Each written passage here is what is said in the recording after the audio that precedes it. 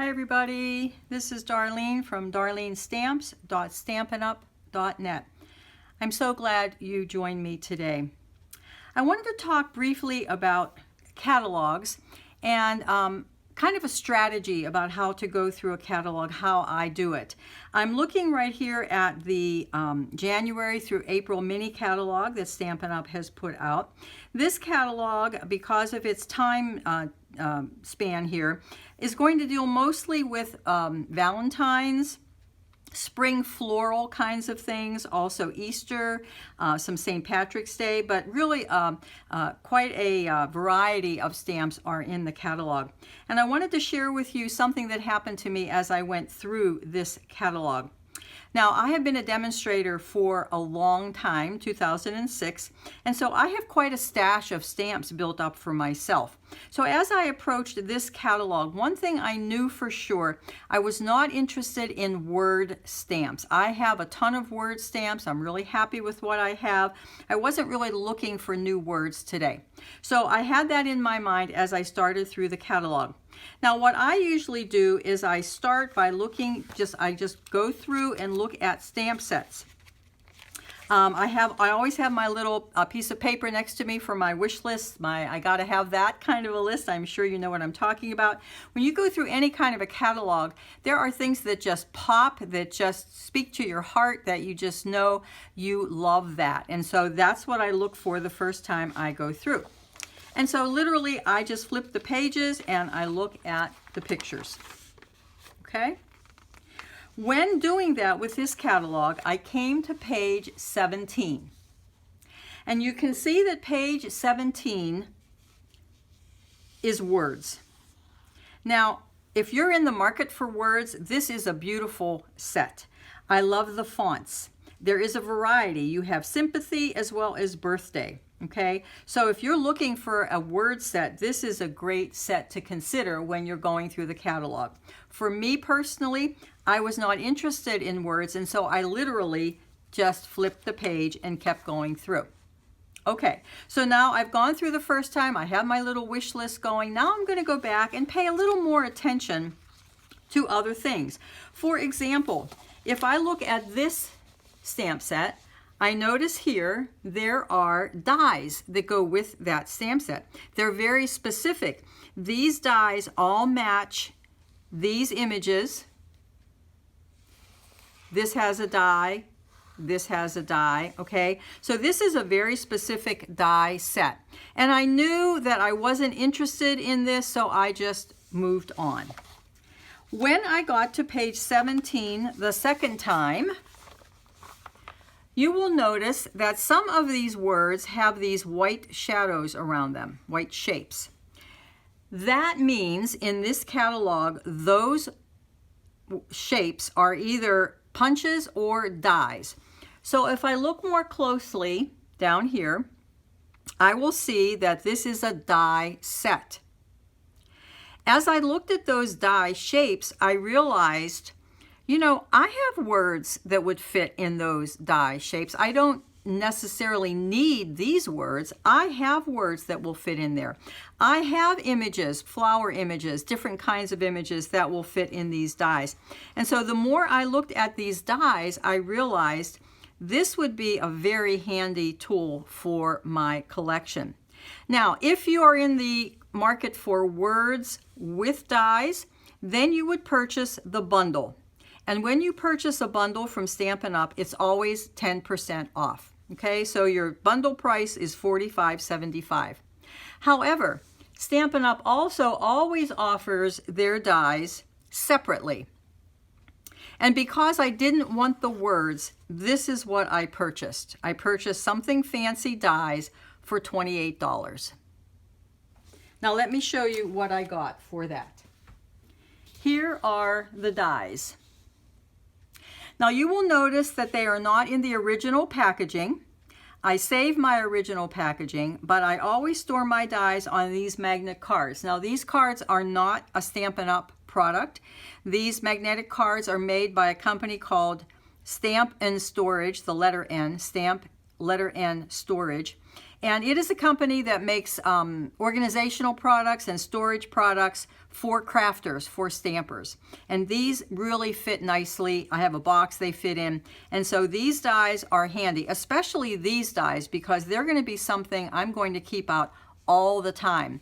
I call these kind of die sets standalone die sets because they don't necessarily coordinate with any specific stamp image. They stand alone. I can use them for whatever. So that's the first thing I do. I put them on a card. Then I label them something fancy. And you'll notice here the number 12. I didn't always used to put a number on my labeling, but what I found out the hard way is that dies, particularly small ones, can easily be lost. They can easily be swept with papers into the garbage. They can bounce under things, and then I don't have 12 anymore. Maybe I have 10, maybe I have 11. So when I'm cleaning up from a project, I always put all of my dies back on the card. I count them. If I don't have 12, then I'm checking the garbage, I'm checking my scraps, I'm checking under things to make sure I have 12. So this was a hard lesson to learn, to put the number on there. Okay? So that's the first thing I do. The next thing I do is I make myself a sample page. I'll put it down here. Okay. So what I do is I take every die and I cut it out. Okay, so this one are these two here. Okay, and this is just a flower image I had in my stash. It fits perfectly. These are words that I had. They fit perfectly in that, and then with the mat.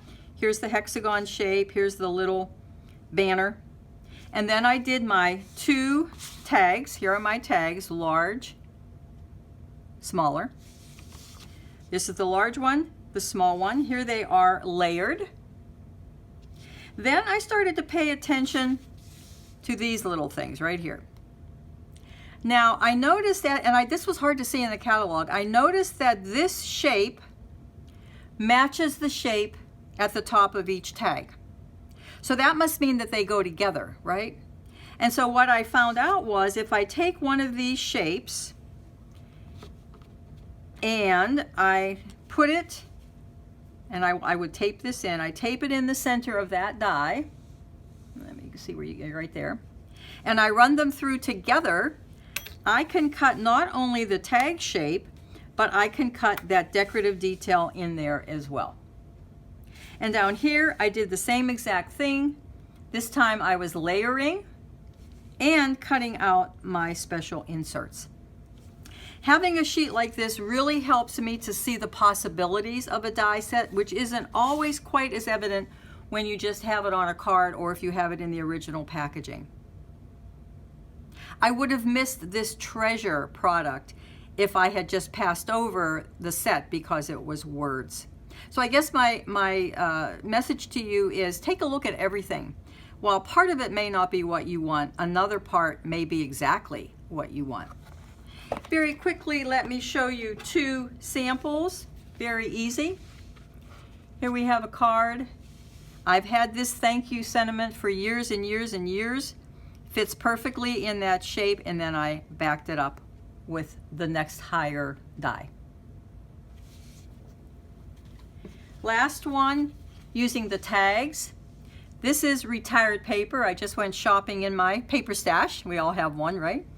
And here is my layered tags with the floral, or this is the leaf motif cut out, and then a quick greeting. I hope you enjoyed this session on a little bit of strategy.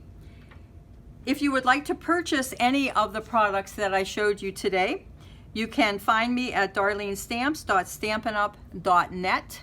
All my information is there, my online store, and I would really appreciate being your demonstrator if you don't have one. Let me end with putting out our samples and also asking you, if you enjoyed today's lesson, if you would give me a thumbs up, a comment. Those things really help when a person is trying to build a YouTube channel. Also, if you have a crafty friend that you think would enjoy this lesson, please hit the share button and send it to them. I'm always honored when somebody subscribes and hits the notification bell so that when I make a new video, you'll be able to stop by and see it. As crafters, as card makers, many of you are artists, we are involved in the creative process.